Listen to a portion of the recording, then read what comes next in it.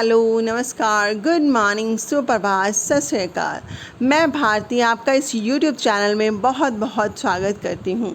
जैसा कि आप सब जानते ही हैं कि हम यहाँ पर सीटेट हिंदी पेडागोजी कर रहे हैं और मैं यहाँ आपके लिए 2011 से लेकर 2019 तक जितने भी सीटेट के पेपर हुए हैं उनमें से हिंदी पेडागोजी क्वेश्चंस आपके लिए लेकर आई हूँ, ताकि आपको पता चल सके कि आपकी कितनी तैयारी है, किस तरह के क्वेश्चन पेपर में आते हैं और हमें कैसे उनको हल करना है। तो चलिए बढ़ते हैं हम आज की वीडियो की तरफ। आज मैं आपके लिए सितंबर 2014 में जो सीटेट का पेपर हुआ था उसमें से हिंदी पेडागोजी के क्वेश्चन लेकर आई हूँ। तो चलिए बढ़ते हैं पहले क्वेश्चन की तरफ।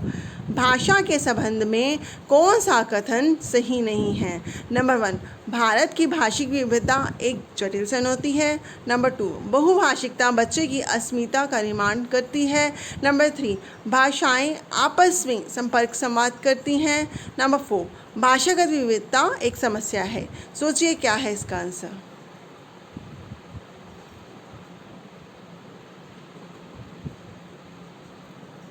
चलिए डिस्कस करते हैं। क्वेश्चन समझना जरूरी है। क्वेश्चन है यहाँ पर, भाषा के संबंध में कौन सा कथन सही नहीं है। देखो इन्होंने नहीं पूछा है कि कौन सा सही नहीं है। नंबर 1, भारत की भाषिक विविधता एक जटिल चुनौती है। हाँ जी, क्लास में अगर अलग अलग भाषा बोलने वाले बच्चे बैठेंगे तो टीचर के लिए तो एक चुनौती का काम है ये। नंबर 2, बहुभाषिकता बच्चे की अस्मिता का निर्माण करती है। अस्मिता होता है प्रतिष्ठा, मतलब जो बच्चा अलग अलग भाषा बोल रहा है उसमें एक प्रतिष्ठ होने का गुण, प्रतिष्ठ का भाव आ जाता है उसमें। नंबर 3, भाषाएं आपस में संपर्क संवाद करती हैं। बिल्कुल से भाषा आपको आती होगी, आपस में संपर्क करोगे, संवाद करोगे। नंबर 4, भाषागत विविधता एक समस्या है। हमें ये ढूंढना था कि कौन सा कथन सही नहीं है, तो ये कथन बिल्कुल सही नहीं है कि भाषागत विविधता एक समस्या है। यह एक समस्या नहीं है, एक रिसोर्स है। तो यही है इसका सही आंसर। बढ़ते हैं हम अपने अगले क्वेश्चन की तरफ। हमारा नेक्स्ट क्वेश्चन है, नेहा अपनी बात कहते समय अपनी मातृभाषा के शब्दों का प्रयोग करती है। आप क्या करेंगे? नंबर 1, लक्ष्य भाषा के शब्द का प्रयोग करते हुए उसे सहजता से उसके वाक्य को दोहराएंगे, हो सकता है। नंबर 2, उसे डांटेंगे कि वह अपनी भाषा के शब्दों का प्रयोग ना करे। नंबर 3, उसे बताएंगे कि किसी शब्द विशेष को क्या कहते हैं। नंबर 4, उसे बताएंगे कि ये शब्द गलत है। सोचिए क्या है इसका आंसर।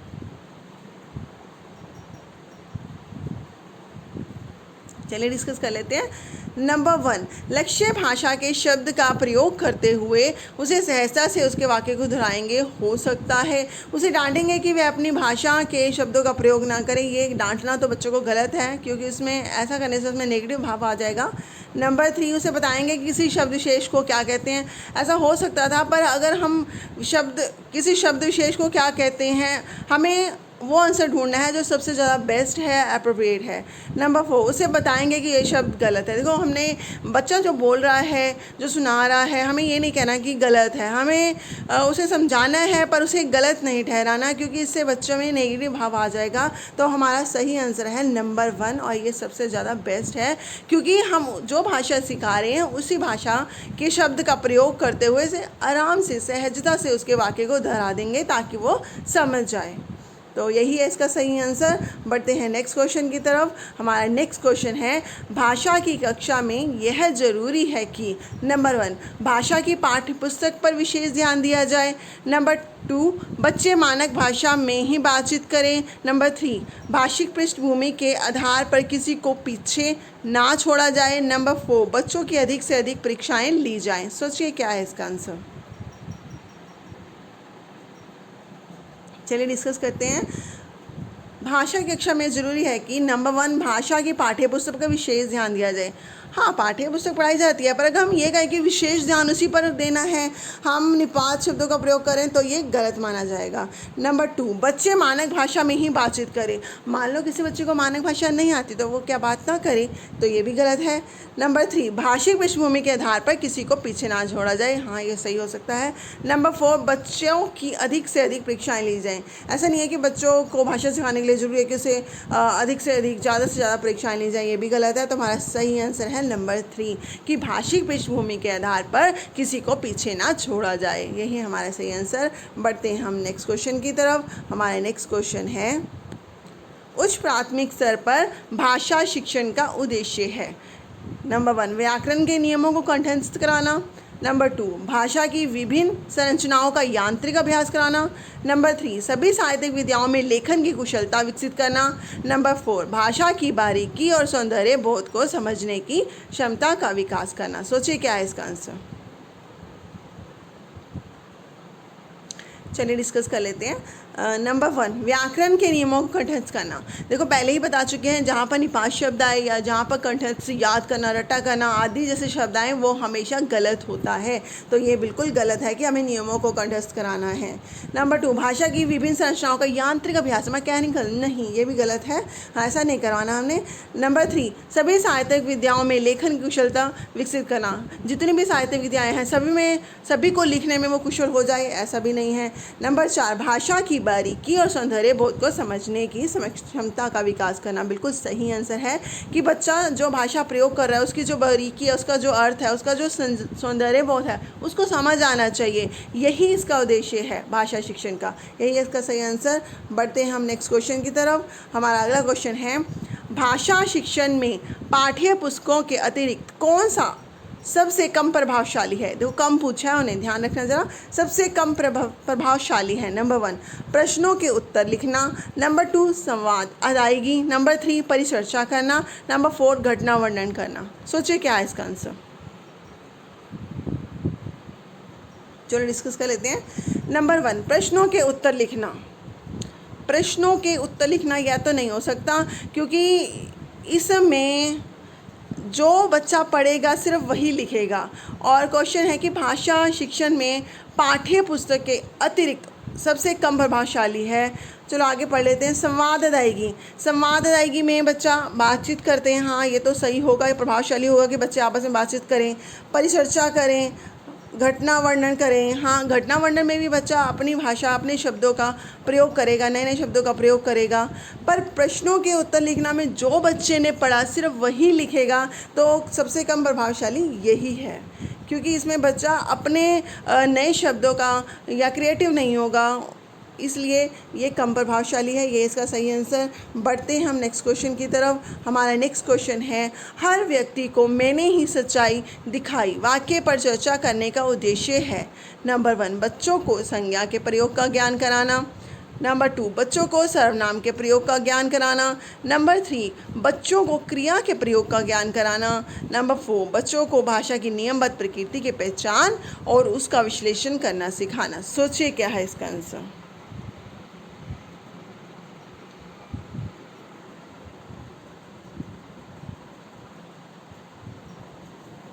देखो आप डिस्कस करते हैं। देखो यहाँ पर एक वाक्य दिया है और उस वाक्य में से कुछ भी क्वेश्चन बन सकता है। संज्ञा ढूंढे, सर्वनाम ढूंढे या क्रिया को पहचानिए। पर हमें जो सही बेस्ट आंसर है जिसमें ये तीनों चीज़ें आ रही हैं, हमें वही चुनना है। बच्चों को संज्ञा के प्रयोग का ज्ञान कराना, ये अकेला संज्ञा का ऐसा नहीं है। सर्वनाम के प्रयोग का ज्ञान कराना, सिर्फ सर्वनाम ऐसा भी नहीं है। क्रिया के प्रयोग का ज्ञान कराना, ये भी नहीं है। नंबर 4 है बच्चों को भाषा की जो नियमबद्ध प्रकृति है उसकी पहचान कराना और उसका विश्लेषण करना सिखाना, यही है इसका सही आंसर। इस वाक्य से हम चर्चा इसलिए करेंगे ताकि बच्चों को उस वाक्य की भाषा की नियमबद्ध प्रकृति का तथा उसके विश्लेषण करना उसको आ जाए, यही इसका सही आंसर। बढ़ते हैं नेक्स्ट क्वेश्चन की तरफ। हमारा नेक्स्ट क्वेश्चन है लेखन क्षमता का विकास करने के संदर्भ में आपके लिए सबसे अधिक महत्वपूर्ण है। नंबर 1 सुंदर लेखन का अभ्यास। नंबर 2 मानक वर्तनी का प्रयोग। नंबर 3 सुनी पढ़ी और समझी हुई बातों को स्वाभाविक लिखित अभिव्यक्ति। नंबर 4 दिए गए बिंदुओं और निर्देशों के आधार पर निबंध लिखना। सोचिए क्या है इसका सही आंसर। चलो डिस्कस करते हैं। नंबर 1 है सुंदर लेखन का अभ्यास। क्या सुंदर लिखने से बच्चे की लेखन क्षमता विकसित होगी? नहीं तो। नंबर 2 मानक वर्तनी का प्रयोग। मानक शुद्ध वर्तनी का प्रयोग करने से क्या उसको उसकी लेखन की क्षमता आ जाएगी? ऐसा भी नहीं है। सुनी पढ़ी और समझी हुई बातों की स्वाभाविक लिखित अभिव्यक्ति। बच्चे ने जो सुना, जो पढ़ा और जो उसको समझ आया उनको अपने शब्दों में, अपने वाक्यों में वो कह रहा है, स्वाभाविक अभिव्यक्ति कर रहा है, बिना कहीं से पढ़े रट्टा मारे या याद किए अपने ही शब्द बयान कर रहा है, उनको लिखित रूप दे रहा है, लिखित अभिव्यक्ति दे रहा है, तो ये सबसे ज़्यादा महत्वपूर्ण होगा। दिए गए बिंदुओं और निर्देशों के आधार पर निबंध लिखना, ऐसा भी कुछ नहीं है, क्योंकि जो बिंदु दिए हैं, निर्देश दिए गए, उनके आधार पे ही हमें बच्चे को निबंध लिखना है। वो अपनी तरफ से कुछ नया नहीं क्रिएट कर पाएगा। तो सही आंसर है नंबर 3। इससे बच्चे की लेखन क्षमता का विकास होगा। बढ़ते हैं अपने नेक्स्ट क्वेश्चन की तरफ। हमारा अगला क्वेश्चन है, भाषा की पाठ्य पुस्तकों में हिंदीतर भाषाओं को भी जगह मिलनी चाहिए।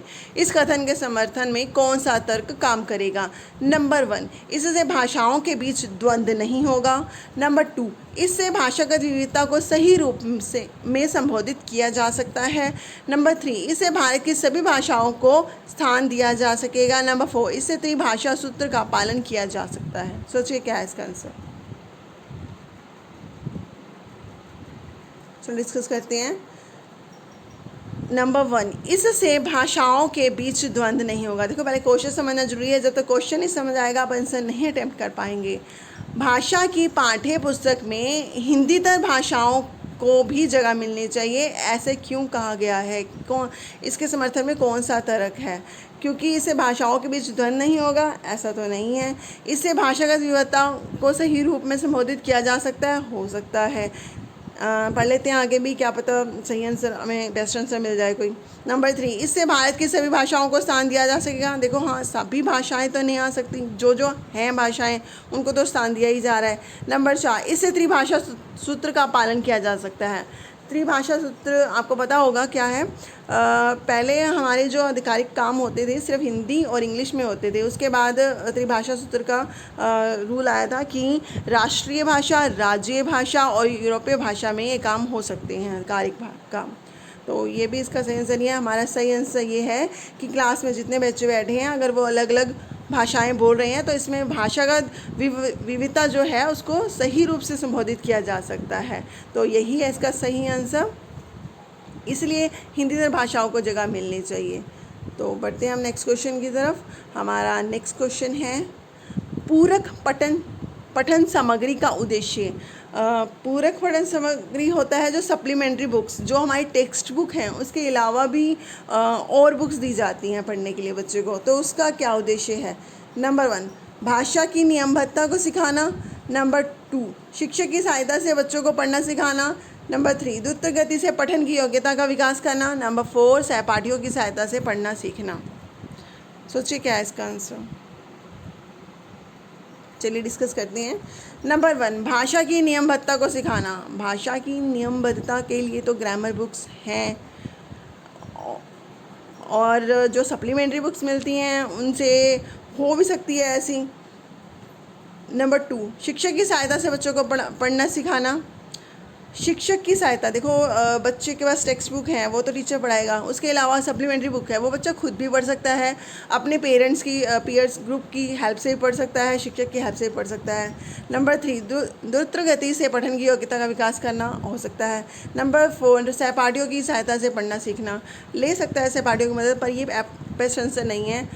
शिक्षक सहपाठियों की मदद ले सकता है, पर जो मेन काम है पूरक पठन सामग्री का उद्देश्य ये है कि बच्चे को टेक्स्ट बुक के अलावा और दूसरी बुक्स भी पढ़नी है, तो वो द्रुत गति से, तेज़ गति से पठन की योग्यता का विकास, द्रुत गति से पठन की योग्यता का विकास करना है। यही है इसका सही आंसर। तो हम बढ़ते हैं नेक्स्ट क्वेश्चन की तरफ। हमारा नेक्स्ट क्वेश्चन है, हिंदी भाषा के प्रश्न पत्र में आप किस सवाल को सबसे बेहतर मानते हैं? नंबर 1, संज्ञा की परिभाषा बताएं। नंबर 2, लाल बहादुर शास्त्री के बचपन का क्या नाम था? नंबर 3, बाबा भारती क्यों उदास थे? नंबर 4, अगर आप बाबा भारती की जगह होते तो क्या करते? सोचिए क्या है इसका आंसर। चलिए डिस्कस करते हैं। नंबर 1, संज्ञा की परिभाषा बताइए। देखिए हमने क्वेश्चन समझना जरूरी है कि हिंदी भाषा के प्रश्न पत्र में आप किस सवाल को सबसे बेहतर समझेंगे। संज्ञा की परिभाषा बताएं, क्या ये सबसे बेहतर हो सकता है? इसमें तो बच्चे ने जो याद किया, जो रूल, जो नियम उसने याद किया, जो परिभाषा उसने याद की वही लिखेगा, तो ये सबसे बेहतर नहीं हो सकता। नंबर 2, लाल बहादुर शास्त्री के बचपन का क्या नाम था? इसमें तो सिर्फ बच्चे को एक नाम ही लिखना है, तो यह भी हिंदी भाषा के लिए सही नहीं हो सकता। बाबा भारती क्यों उदास थे? उसने जो बाबा भारती का एक चैप्टर पढ़ा उसमें उसकी उदासी का जो कारण था सिर्फ वही लिखेगा, ये भी इसका सही आंसर नहीं है। तो सही आंसर नंबर 4 पढ़ते हैं। अगर आप बाबा भारती की जगह होते तो क्या करते? बिल्कुल सही। अगर आप बाबा भारती की जगह होते तो आप क्या करते, जिसमें आप इस आंसर को अपने शब्दों में लिखोगे, अपनी अभिव्यक्ति करोगे, तो यही हिंदी भाषा के लिए बेहतर प्रश्न माना जाएगा। चलिए बढ़ते हैं नेक्स्ट क्वेश्चन की तरफ। हमारा नेक्स्ट क्वेश्चन है, कविता शिक्षण के संदर्भ में आप किस बिंदु को सर्वाधिक महत्व देते हैं? नंबर 1, कविता का एक निश्चित अर्थ होता है। नंबर 2, कविता के एक से अधिक अर्थ हो सकते हैं। नंबर 3, कविता में सामाजिक परिस्थितियों की झलक नहीं होती। नंबर 4, कविता में राजनीतिक परिस्थितियों की झलक नहीं होती। सोचिए क्या है इसका आंसर। तो डिस्कस कर लेते हैं। नंबर 1, कविता का एक निश्चित अर्थ होता है। ऐसा तो नहीं है कि कविता का एक ही अर्थ होगा। नंबर 2, कविता के एक से अधिक अर्थ हो सकते हैं। बिल्कुल हो सकते हैं।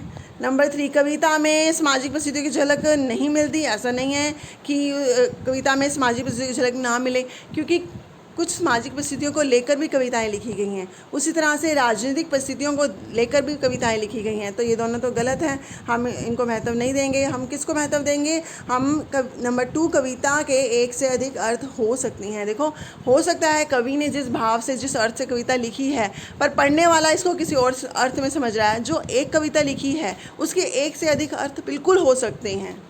एक निश्चित अर्थ नहीं होता, वो गलत माना जाएगा। बहुत अर्थ होते हैं उसके। यही है इसका सही आंसर। बढ़ते हैं हम नेक्स्ट क्वेश्चन की तरफ। हमारा अगला क्वेश्चन है, कोई भी भाषा पुस्तक तभी सफल मानी जाएगी जब वह बच्चों में साहित्य की धरोहर और वर्तमान स्थित साहित्य के प्रति उत्सुकता बनाए। नंबर 2, वह बच्चों को प्राचीन साहित्य की पूरी जानकारी दे। नंबर 3, वह बच्चों को व्याकरण के नियमों से परिचित कराए। नंबर 4, वह बच्चों को केवल प्रसिद्ध साहित्य से परिचित करवाए। सोचिए क्या है इसका आंसर। चलिए डिस्कस करते हैं। कोई भी भाषा पुस्तक तभी सफल मानी जाएगी जब वह बच्चों में साहित्य की धरोहर और वर्तमान साहित्य के प्रति उत्सुकता बनाए। बिल्कुल हो सकता है। नंबर 2, वह बच्चों को प्राचीन साहित्य की पूरी जानकारी दे। सिर्फ एक प्राचीन साहित्य की पूरी जानकारी दे देना, उससे भाषा पुस्तक सफल नहीं मानी जाएगी। नंबर 3, वह बच्चों को व्याकरण के नियमों से परिचित कराए। तो इसमें सिर्फ व्याकरण के नियम ही उसको समझाना, इसमें उसकी सफलता नहीं है। नंबर 4 है, वह बच्चों को केवल प्रसिद्ध साहित्य से परिचित कराए। साहित्य से परिचित कराए हो सकता था, पर केवल प्रसिद्ध साहित्य से परिचित कराए, ये इसका सही आंसर नहीं है। कोई भी भाषा पुस्तक तभी सफल मानी जाएगी जब वह बच्चों में साहित्य की धरोहर और वर्तमान साहित्य के प्रति उत्सुकता बनाए। तो यही है इसका सही आंसर, नंबर 1। बढ़ते हैं नेक्स्ट क्वेश्चन की तरफ। हमारा नेक्स्ट क्वेश्चन है, भाषा की कक्षा को एक समावेशी कक्षा बनाने के लिए यह आवश्यक है कि नंबर 1, पाठ्यक्रम को कम कर दिया जाए। नंबर 2, भाषाई कुशलता का आकलन ना किया जाए। नंबर 3, विभिन्न प्रकार की दृश्य श्रव्य सामग्री का उपयोग किया जाए। नंबर 4, पाठ्य पुस्तक के पाठ कम कर दिए जाएं। सोचिए क्या है इसका आंसर। तो डिस्कस कर लेते हैं। समावेशी कक्षा, ये आपने इस डीपी में पढ़ रखा होगा। क्या होती है समावेशी कक्षा? जिसमें अलग अलग तरह के बच्चे बैठे होते हैं, जिसमें बहुत इंटेलिजेंट भी और बहुत डल भी और डिसेबल्ड बच्चे भी बैठे होते हैं, जिनको आईसेट की दिक्कत है या चलने में या सुनने में कोई दिक्कत है। इस तरह के बच्चे भी एक ही कक्षा में बैठकर पढ़ते हैं। तो क्या करना चाहिए उसको, समावेशी कक्षा को सफल बनाने के लिए क्या आवश्यक है? पाठ्यक्रम को कम कर दें? ऐसा तो कुछ नहीं है, ऐसे तो बच्चों में हीन भाव आ जाएगा। नंबर 2, भाषाई कुशलताओं को आकलन ना किया जाए, ये भी सही नहीं है। नंबर 3, विभिन्न प्रकार की दृश्य श्रव्य सामग्री का उपयोग किया जाए। हाँ, बिल्कुल हो सकता है। पाठ्यपुस्तक के पाठ को कम कर दिया जाए, ये भी गलत है। ये सारे गलत हैं। हमारा सही आंसर है नंबर 3, विभिन्न प्रकार की दृश्य श्रव्य सामग्री का प्रयोग किया जाए, क्योंकि भिन्न भिन्न तरह के अलग अलग तरह के बच्चे बैठे होते हैं और उनके अकॉर्डिंग ही दृश्य श्रव्य सामग्री का प्रयोग हो, ताकि टीचर की पढ़ाई गई बात, पढ़ाया पाठ सबको समझ आए। यही है इसका सही आंसर। बढ़ते हैं हम नेक्स्ट क्वेश्चन की तरफ। हमारा नेक्स्ट क्वेश्चन है, भाषा और चिंतन में संबंध होता है, यह कथन पूर्णतः सही है। नंबर 2, आंशिक रूप से सही है। नंबर 3, पूर्णतः गलत है। नंबर 4, व्यर्थ का है। सोचिए क्या है इसका आंसर। चलिए डिस्कस करते हैं। देखो, भाषा और चिंतन के बारे में भी आपने CDP में पढ़ा होगा। वाइगोत्स्की ने और पियाजे ने इसके बारे में बात की है। वाइगोत्स्की जी का कहना था कि पहले भाषा आती है, उसके बाद चिंतन आता है, और पियाजे का कहना था कि पहले बच्चे में चिंतन का विकास होता है, चिंतन आता है और भाषा बाद में आती है। ये इन दोनों का अलग और एक दूसरे के विरुद्ध विचार दिए हैं उन्होंने। पर हमारा क्वेश्चन ये नहीं है कि उन्होंने क्या कहा है, हमारा क्वेश्चन ये है कि भाषा और चिंतन में संबंध होता है, क्या ये सही है या आंशिक रूप सही है या गलत है या व्यर्थ है। तो क्या होगा इसका सही आंसर? सही है। जब दोनों इसके बारे में बात कर रही हैं तो यानी कि इन दोनों में संबंध है, तो हमारा सही आंसर है पूर्णतः सही है। यही है इसका सही आंसर। बढ़ते हैं नेक्स्ट क्वेश्चन की तरफ। ये हमारा लास्ट क्वेश्चन था। तो चलिए, आपको वीडियो पसंद आई तो लाइक शेयर सब्सक्राइब जरूर कीजिए, इससे मुझे मोटिवेशन मिलती रहेगी और मैं आपके लिए इस तरह के क्वेश्चंस लेके आऊँगी और आप तक पहुँचाऊँगी। धन्यवाद।